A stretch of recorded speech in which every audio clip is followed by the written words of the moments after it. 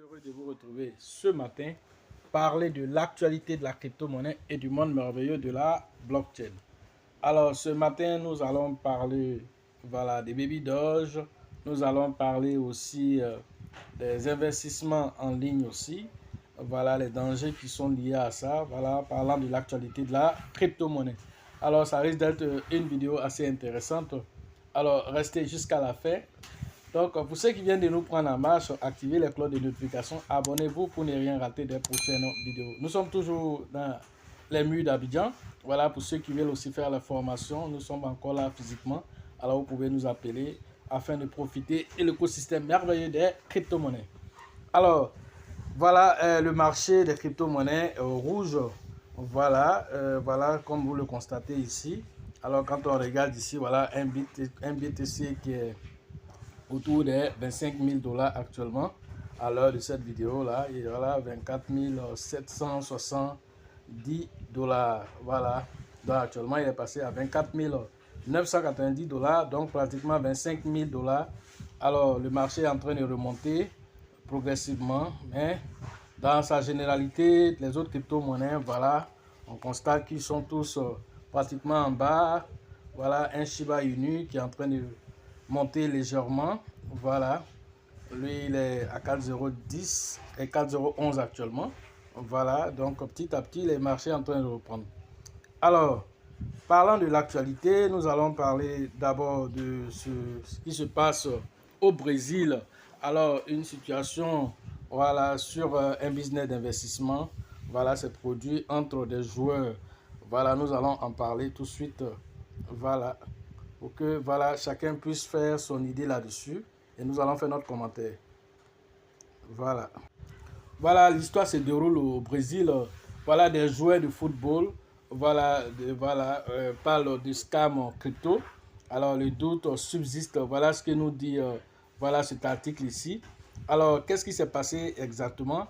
Alors, on dit que tout a commencé voilà, avec un joueur, trois anciens coéquipiers du club San Paulo, voilà, auraient perdu une grosse somme d'argent en les confiant à une société crypto nommée Xland. Voilà, il y a des convenus de ce type, on dit que ça arrive de temps en temps. Alors, tout ça aussi, alors il faut dire que FTX aussi a encore été indexé ici pour dire que jusqu'à présent, voilà les effets qu'on appelle les effets dominos de FTX qui continuent quand même d'agir dans le monde de la crypto-monnaie. Alors, on nous dit ici que voilà, cette plateforme-là promet de donner 5% d'intérêt par mois voilà, aux souscripteurs voilà, de sa plateforme. Alors, qu'est-ce qui s'est passé? Le premier joueur qui s'appelle Gustavo Scarpa investit 1,2 million de $. Le deuxième joueur qui s'appelle Mike Rocha, lui, il a mis 760 000 $. Alors, qu'est-ce qui s'est passé? Le troisième, on dit, il est aussi question d'un troisième individu, mais ce dernier aurait un rôle différent puisque c'est lui qui aurait convaincu les deux autres de mettre la main au portefeuille. Il n'en reste pas moins que William Bigot investit de son côté un peu plus de 3 millions de $. Alors, ce qu'il faut comprendre, c'est que le premier qui s'appelle William, lui, il a investi 3 millions de $. Alors, il convainc ses autres coéquipiers, voilà, d'investir aussi. Il y a un qui met 1,5 million de $, il y a un qui met 760 000 $ dans ce projet de crypto-monnaie. Et voilà que FTX vient faire faillite. Dès que FTX a fait faillite, alors le projet aussi a déclaré faillite. Voilà comment le problème commence. Alors le projet dit que voilà, lui aussi il est victime. Voilà, c'est ce que le projet dit ici. Je vais entourer ça ici. Alors le projet dit que lui aussi il est victime de la faillite de FTX. Et donc il a été exposé au même titre que tous les investisseurs aussi comme les autres, alors que ce n'est pas de sa faute. Alors que donc si FTX a foutu la merde, alors ça l'a touché. Donc c'est pas à lui de couper tout ce qui s'est passé parce que ce n'était pas prévu. Voilà ce qu'il met voilà, sous la table. Donc, mais malgré ça, les joueurs voilà, en question, le premier qui a informé les autres, alors lui, ça n'a pas été facile pour lui parce que les autres aussi le poursuivent en justice parce qu'on s'est dit que c'est lui qui les a informés. Donc, du coup, on le poursuit en justice Voilà ce qui nous est dit ici. Alors la TV Globo a publié une déclaration de Gustavo Scarpa qui joue qui joue cette saison en Angleterre à Nottingham Forest. J'ai vu plein de gens stupides se faire avoir par des escrocs. Mais me voir dans une situation pareille, c'est horrible. Voilà sa déclaration qu'il a fait. Il a d'ailleurs porté plainte dans cette affaire.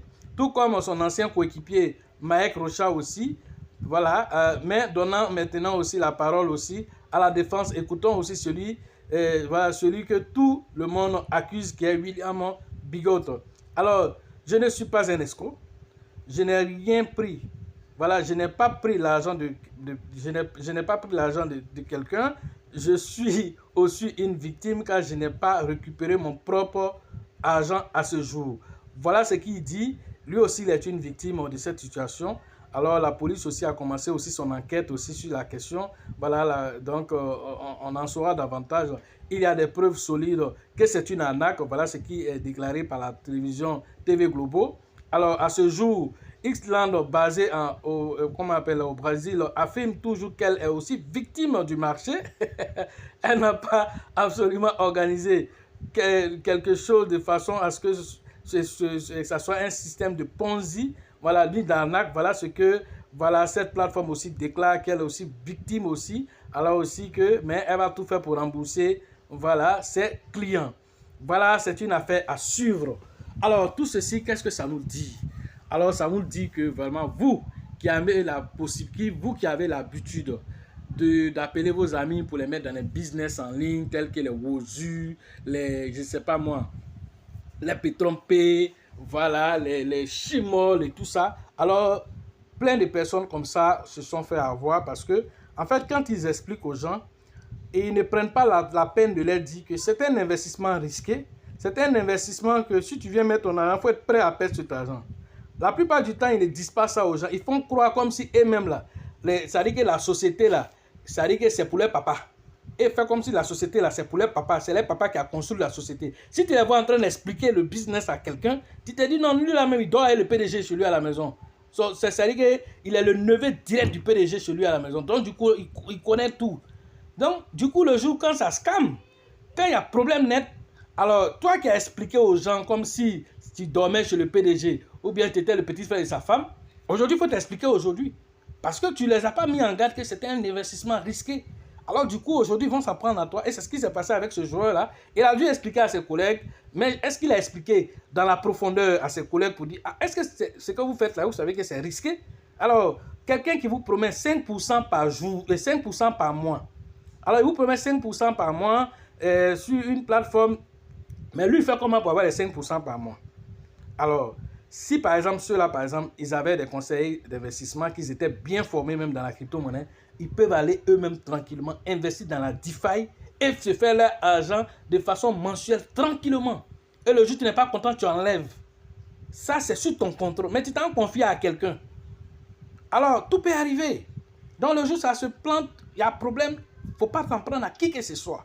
Voilà ce qui s'est passé là-bas et jusqu'à présent, voilà, ils sont laissés pour compte parce que qui dit qu'ils vont pouvoir récupérer cet argent-là? Voilà, affaire des FTX, ce n'est même pas encore très clair d'abord. Et jusqu'à présent, les victimes encore se font, c'est-à-dire que les victimes se font encore ressentir à travers d'autres sociétés encore. Plus d'une vingtaine de sociétés ont été impactées, mais ça continue encore aujourd'hui. On voit jusqu'au Brésil, ça sera touché encore des sociétés là-bas. Est-ce que même c'est vrai qu'ils étaient exposés à ça aussi, c'est une autre question aussi à poser encore. C'est les enquêtes qui vont nous révéler tout ceci. Mais l'un dans l'autre, nous, on parle de ça ici. Parce qu'il a déjà fait une vidéo dessus pour dire de faire la différence entre un business d'investissement en ligne et l'investissement en crypto-monnaie. Aujourd'hui, c'est 1 million et quelques. Si lui partait mettre ça dans le Bitcoin tranquillement, est-ce qu'il avait problème? C'était dans son wallet, c'était déposé. Tu partais mettre dans le Shiba, c'était une pièce décentralisée, c'est déposé dans ton wallet là-bas. Qui a problème avec toi? Mais quand tu n'as pas des bons conseillers, que tu veux fructifier ton argent en tant que joueur, en tant que truc, alors trouve des gens qui sont compétents à la matière, qui peuvent te donner. Mais tu regardes peut-être les réseaux sociaux, tu vois peut-être que les gens sont en train de travailler Xland. Donc, du coup, ils s'en vont se jeter dedans. Voilà. Mais si tu t'en demandes même aussi, il va te dire que c'est le meilleur business de la terre. Parce que tu n'as pas la formation. C'est ce que tu as dit, tu es joueur. C'est tout ce que tu as dit. mais tu n'es pas un conseiller, tu n'as pas de conseiller d'investissement, tu n'as pas aussi un coach qui va te donner quand même des conseils qu'il faut, parce que lui, il est tout le temps sur le marché, il pourra t'orienter mieux pour ne pas que tu tombes dans ce genre de trucs. Donc, c'était vraiment un appel en même temps à tous ceux qui passent leur temps aussi à envoyer des liens aux gens pour dire, ah, c'est tel business, on te donne tel pourcentage, faites attention, parce que vous vous exposez aussi, parce qu'il y a des risques aussi derrière tout ça aussi. Vous pouvez être accusé aussi, vous qui envoyez aussi ces informations aux gens. Alors c'est pourquoi ici, même nous qui donnons les informations sur les crypto-monnaies, nous faisons attention, on dit aux gens toujours, faites vos propres recherches, on appelle ça DIOR. Faites vos propres recherches. Ce qu'on dit ici, ce n'est pas du tout un conseil d'investissement. Moi, c'est ce que j'ai fait que je vous dis ici. Donc, si tu t'en vas te jeter pour dire que je suis propriétaire de Shiba ou bien c'est Hitoshi Kusama qui va appeler chaque jour pour me dire, coach Loss, voilà ce que tu dois dire sur les Shiba. Je ne suis pas propriétaire de Shiba. Je suis un investisseur et ce qu'il y a mis dans les Shiba ici, même si on dit, je dois attendre dans 100 ans, je suis prêt à attendre. Je ne suis pas là pour l'argent que je vais mettre là. Ce n'est pas l'argent que je prends pour aller payer mon loyer. Ce n'est pas l'argent que je prends pour donner à ma femme pour aller faire popote. Toi, tu es là, tu te gères. Tu prends ton l'argent de scolarité de tes enfants. Tu t'as mis ça dans une monnaie qui subit les actes du marché. Alors si la monnaie ne va pas au rythme que tu veux, chaque jour tu es là, tu trembles. Quand tu restes dans le marché, il tremble. Quand on dit Bitcoin, il dit, mon argent est en train de partir, c'est en train de fondre. Mon argent est en train de fondre comme si c'était, comme on appelle, comme un beurre de qualité on a mis au soleil. Alors il faut être prêt. Il faut être prêt. Alors nous on est prêts. Nous on est des gens qu'on appelle des gens avertis.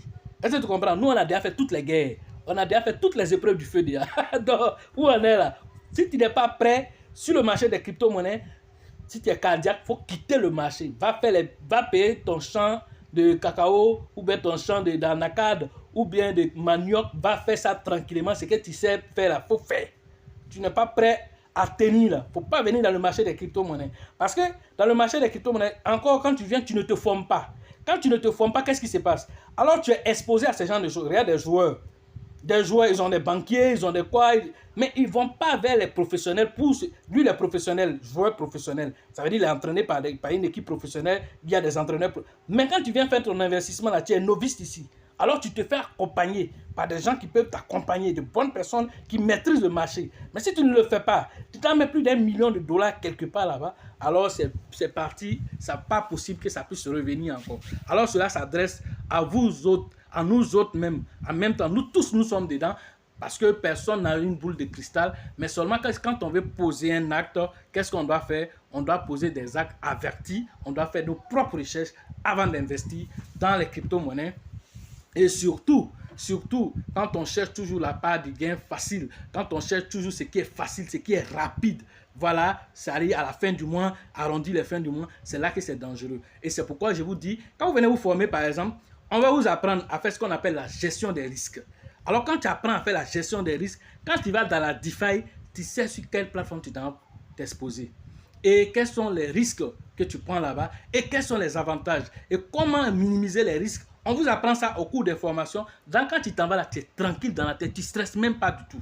Parce qu'on t'a appris les choses. Et c'est pourquoi la dernière formation qu'on a fait, les gens sont partis satisfaits parce qu'ils ont appris toutes ces gestions des risques. Ils ont appris comment ils peuvent profiter d'un marché pendant que tout le monde est en train de crier et le marché est en train de chuter. Et ils sont contents même parce que ce qu'on leur a appris maintenant, ils sont en train de profiter de ça et ils vont profiter de ça jusqu'au marché, comme on appelle, au bull run prochain, ils vont profiter de ça. Et toi, tu refuses. Tu te promènes comme un orphelin en train de chercher les informations, ponctionner les informations un peu partout sur YouTube en pensant que ça te rend expert, alors tu es très très exposé si tu es dans ce genre de comportement.